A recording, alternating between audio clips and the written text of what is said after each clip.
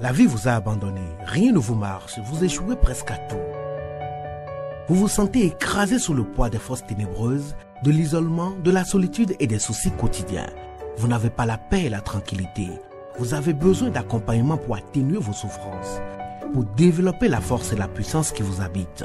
Suivez tous les matins Maître Maoulian Justin Dongbaoundé, grand initié aux lois et secrets de la vie. Avec Maître Maoulian Justin Dongbaoundé, vous allez abandonner vos solutions individualistes, source de vos malheurs et de vos errements. Vous allez découvrir la pensée métaphysique, seul gage de notre sortie collective du gouffre. Vous allez retrouver le chemin du mieux-être et de la joie de vivre. Message du Maître, un espace commun aux bâtisseurs d'une vie heureuse sur la terre. Mesdames et messieurs, hommes et femmes qui peuplent la terre, mes frères et mes sœurs bâtisseurs de tous horizons, à vos différents grades, degrés et qualités. Je voudrais prendre ici la parole pour exprimer à chacun et à tous ma profonde et sincère reconnaissance pour vos soutiens de tous les instants. Avec vous ce jour, je voudrais, pour le compte de cette 9e saison, entièrement consacrée aux 9 trésors d'un homme de cœur, je voudrais, dis-je, poursuivre avec vous le voyage qui nous conduit dans la demeure de ce grand esprit, j'ai nommé Christian-Henri Godefroy, pour découvrir l'une après l'autre les empreintes de son être profond. Dans mon message de ce jour, nous allons, sous le couvert du 7e trésor, nous allons revisiter 2 messages. Le premier message a été diffusé le 12 janvier 2023 sous le numéro 420 et le titre que voici. Retour sur l'injustice. Le second message que nous allons scruter aujourd'hui a été diffusé le 13 janvier 2023 sous le numéro 421 et l'interrogation c'est après. Dans le conflit qui l'oppose à Sylvie Roche, pourquoi Christian Godefroy a-t-il été le premier à demander pardon? L'injustice, comme vous le savez, enrage, fait réfléchir, fait réagir et rend philosophe. Il n'est pas nécessaire d'éprouver l'injustice pour savoir ce qui est juste. Le juste se définissant par lui-même et par son contraire. Il est donc important d'arrêter d'accepter tout et n'importe quoi. On ne change pas le monde seul, ni en un seul jour. Plus on est nombreux, plus on a de la chance d'y arriver. Pour guérir d'une blessure d'injustice, il faut trouver son origine, la transformer en force et accepter de se voir tel que l'on est. La personne qui éprouve une blessure d'injustice peine à exister autrement que par ses souffrances. Le seul moyen de lutter contre l'injustice sociale est de mener des actions politiques cohérentes pour attaquer ces causes, se passer des caliméros, ces éternels plaintifs qui passent leur journée à voir tout en noir. Détester l'injustice est un fait. Apporter les preuves pour se justifier en est une autre.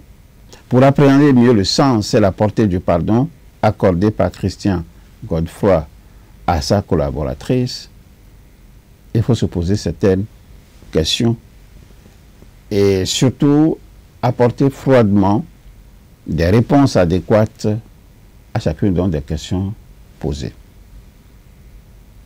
Première question. Sylvie Roche a-t-elle le droit de plaisanter sur un sujet d'augmentation de rémunération sans choquer son employeur, surtout en des termes triviaux, puisqu'elle a reconnu elle-même a posteriori qu'elle n'avait pas été habile dans sa manière de plaisanter? Ça, c'est la première question. Question 2. Le fait de dire qu'il s'agissait pour elle de faire de l'humour pour rire est-il un argument suffisant pour l'absoudre? Question 3. S'il fallait lui remettre ses peines, ne fallait-il pas qu'elle reconnaisse ses fautes assorties d'une demande de remise de peine? Question 4. À la place de la demande de pardon, ne nous a-t-elle pas donné l'impression de penser qu'elle est plutôt dans une démarche de provocation? Question 5. La déclaration que voici, et ça je vais la citer, je ne sais quelle mouche l'a piqué à ce moment-là, mais il n'a pas compris et s'est mis en colère. Fin de citation, parlant de son patron, Christian Godefroy. Cette déclaration n'est-elle pas suffisante pour affirmer qu'elle était animée d'une intention malveillante, celle de provoquer à dessein son patron pour échanger avec lui des mails qu'elle qualifiera plus tard de rafales de mitraillettes? Question 6. Le rire que Sylvie Roche a associé ici à l'humour ne trahit-il pas l'intention de dérision qui l'anime et dont la colère affichée par Christian Godefroy en est une réponse appropriée? Question 7. S'il est admis que l'humour émane d'une subjectivité qui requiert la connivence entre partenaires, de quelle connivence peut-il être question si Sylvie Roche parle de l'humour comme un fait banal, comme un fait simple que son patron Christian Godefroy était tenu d'accepter? Question 8. Dans le conflit qu'il oppose à son patron, avez-vous connaissance d'une seule preuve exhibée par elle, je veux parler de Sylvie Roche, pour démontrer en quoi la preuve est-elle constitutive du préjudice qu'elle aurait subi? Question 9.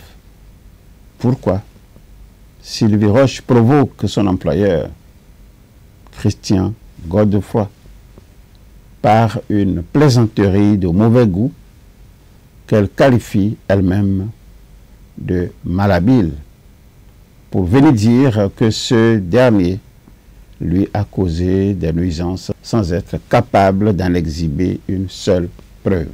Question 10. Si le préjudice est vu comme le dommage causé à autrui, d'une manière volontaire ou d'une manière involontaire, Sylvie Roche est-elle en mesure d'apporter la preuve d'une manière quelconque de la volonté de Christian Godefroy de lui faire mal? Question 11, et c'est l'avant-dernière. Sylvie Roche reconnaît avoir manqué d'habileté dans sa manière de plaisanter, c'est elle-même qui l'a dit, ce qui a provoqué une vive colère chez son patron. Ça, c'est un fait. Mais pourquoi a-t-elle peur de récolter la tempête alors qu'elle a semé le vent, intentionnellement surtout? Question 12. Elle appelle la pluie et s'offusque d'avoir été mouillée. Comment expliquer une telle attitude? Les réponses à l'ensemble des 12 questions que je viens de vous proposer, que je viens de soumettre à votre réflexion, vous permettront de scruter mieux la situation de conflit qui a opposé Sylvie Roche et Christian Godefroy pour arriver à porter vos jugements sur le comportement et l'attitude de l'un et de l'autre et surtout mesurer la portée du pardon accordé en premier par Christian. Il a été le premier à demander pardon. Quant à moi, je vous dis merci d'avoir été là. Le voyage a été long, parfois même périlleux, mais nous sommes parvenus à notre destination, fiers d'avoir bravé les vicissitudes du chemin. Avant le prochain rendez-vous, qui nous plongera dans l'histoire aussi palpitante du 8e trésor d'un homme de cœur, je vous fais la promesse de revenir dans un proche avenir sur le test entier du 7e trésor qui nous a donné tant de matière à réflexion durant plusieurs semaines. Portez-vous bien. Au revoir. À bientôt. La vie vous a abandonné, rien ne vous marche, vous échouez presque à tout. Vous vous sentez écrasé sous le poids des forces ténébreuses, de l'isolement, de la solitude et des soucis quotidiens. Vous n'avez pas la paix et la tranquillité. Vous avez besoin d'accompagnement pour atténuer vos souffrances, pour développer la force et la puissance qui vous habitent. Suivez tous les matins Maître Maouyan Justin Dongbaoundé, grand initié aux lois et secrets de la vie. Avec Maître Maouyan Justin Dongbaoundé, vous allez abandonner vos solutions individualistes, source de vos malheurs et de vos errements. Vous allez découvrir la pensée métaphysique, seul gage de notre sortie collective du gouffre. Vous allez retrouver le chemin du mieux-être et de la joie de vivre. Message du Maître, un espace commun aux bâtisseurs d'une vie heureuse sur la terre.